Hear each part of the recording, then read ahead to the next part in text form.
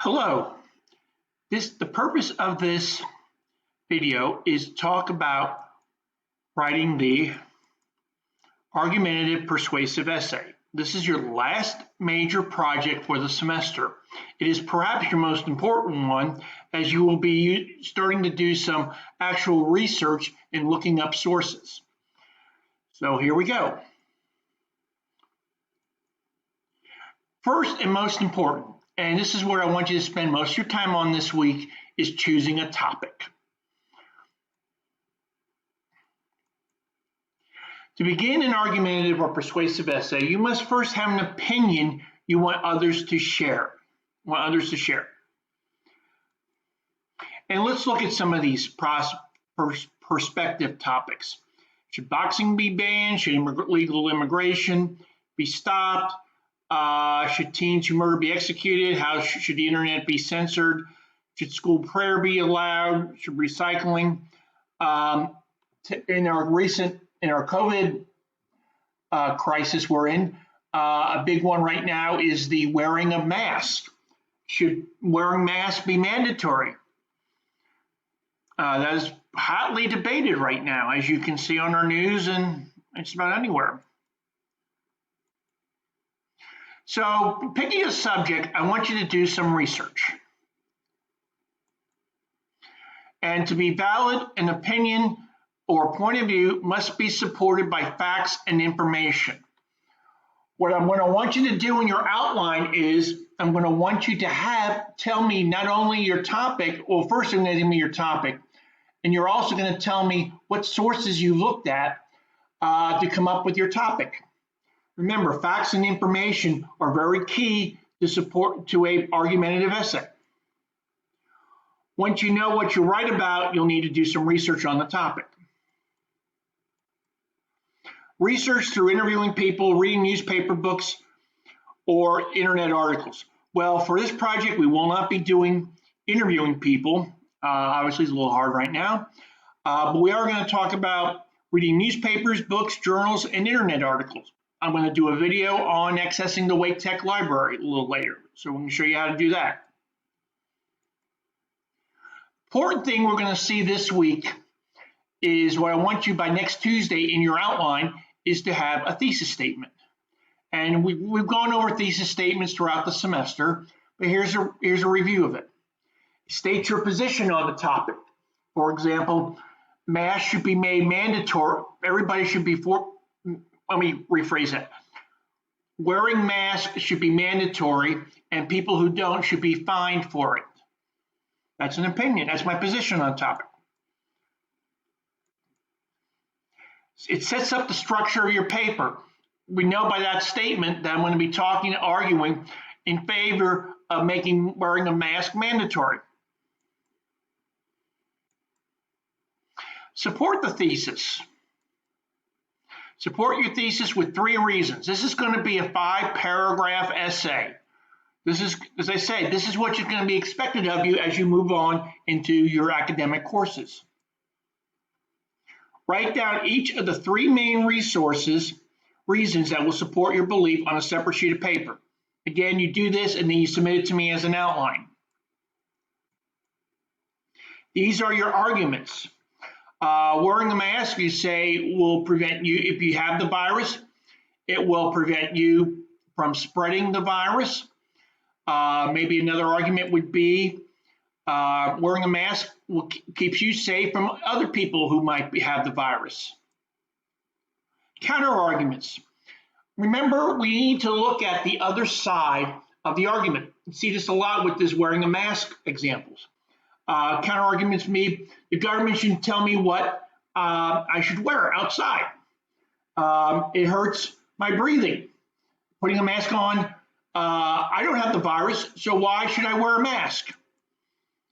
So as I say, every controversial issue has 2 sides. That's how we're going to talk about it. Once you support your position with research, we need to explore what other people think.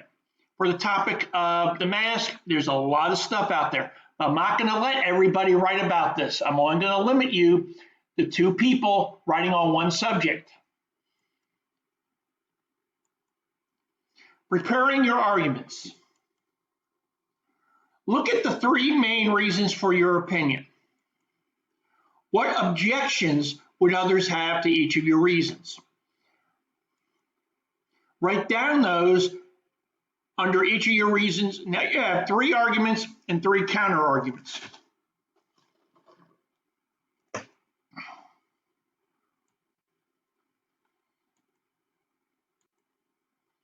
Answering counter arguments. Write your answers down under the counter arguments. Now you have raw material for each paragraph of your argumentative essay. The audience. When introducing a topic, think about your audience. We talked in Comp 3, we talked about this. Here in Comp 5, I want you to think about not only me being your audience, but your classmates. Think about your classmates. You're trying to persuade them to take your point.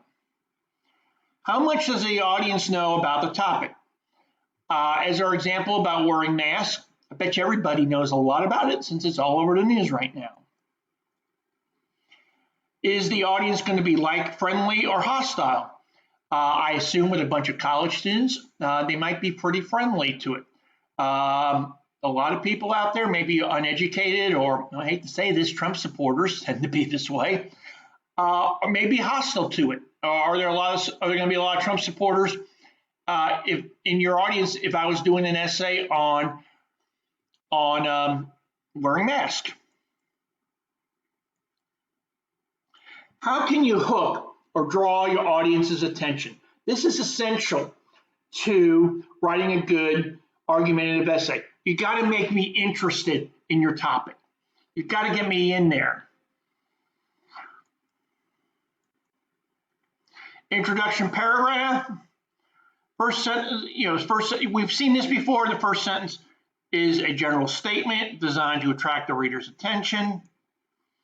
Second and third sentences narrow your idea to a specific idea, down to a specific idea. And the last sentence must be your thesis statement. That's why in your outline, I want to see your thesis statement in bold or another color. Kind of works like a reverse triangle. Funnel shape, reverse triangle, same thing. General statement, hook, specific information, thesis. We're narrowing it down. Example of an intro paragraph. Here we go. You can read this on your own. I'm not going to read this to you.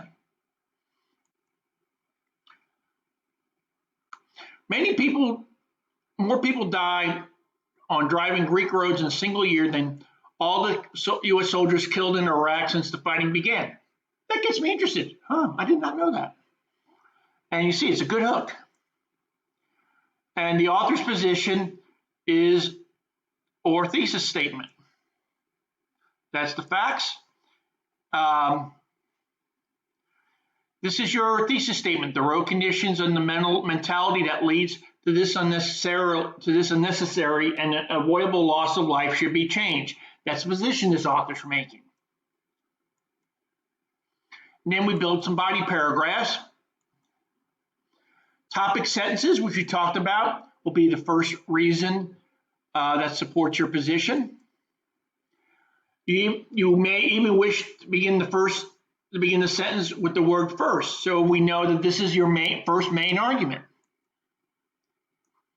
Repeat the process till we have 3 paragraphs, 3 different reasons, 3 details. Classic 11-sentence paragraph. This is what we used, is how I was taught this. Write topic sentence and 3 details to support whatever reason you believe. Counter arguments, rebuttals. Research what people opposed to your point of view believe. Write down 3 counter arguments. Now address those arguments in a separate paragraph explaining why your position is a better one.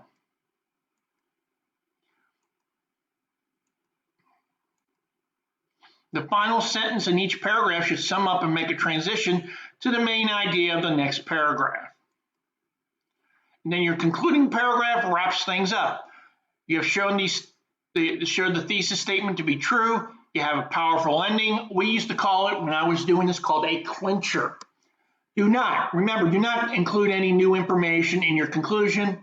If you've not mentioned something yet in the paper, it's now too late. Think of it, I know maybe some of you, I'm a big Law and Order fan. I love watching Law and Order. I watch it all the time, seems like. Concluding paragraph, if you ever watching McCoy or Stone or Cutter in the trial part, he makes his closing argument. And one of the things that he'll do is he'll sum up everything, powerful ending. But if he introduces anything that he did not bring up in the trial, the judge will say, you can't bring that up in closing, and it gets taken out of the record. That's the same thing here. So maybe next time you watch Law and Order, watch the end of it, watch the attorneys make their closing argument. What is not effective?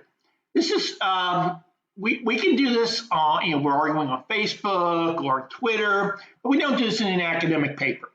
We don't say the opposing viewpoint is stupid. We may believe it, but we're not going to say it. Good essays are clear, calm, and factual. Again, think of a courtroom case. Go back and watch Law and Orders. Those, as I say, those are good things. Say negative things about groups or individuals that have different points of views does not support your position.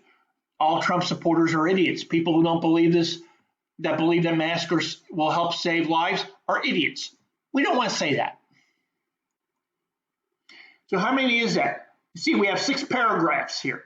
A lot longer than what we've been doing, but I think y'all can do it. Part of the process, too, is also reflecting on your paper. We're going to be doing this in like the second and third week of this assignment. Are you happy with what you've written?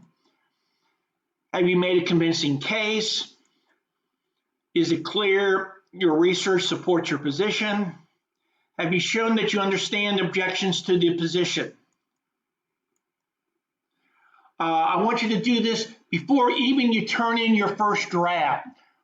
Think about this and reflect on it, and you can even tweak your first draft before you send it to me. Have you shown you understand the objections? Is it clear that your position outweighs possible objections? And that's it. And that's how we're going to do this. There'll be more videos on how to access library sources and other topics related to this essay. Thank you.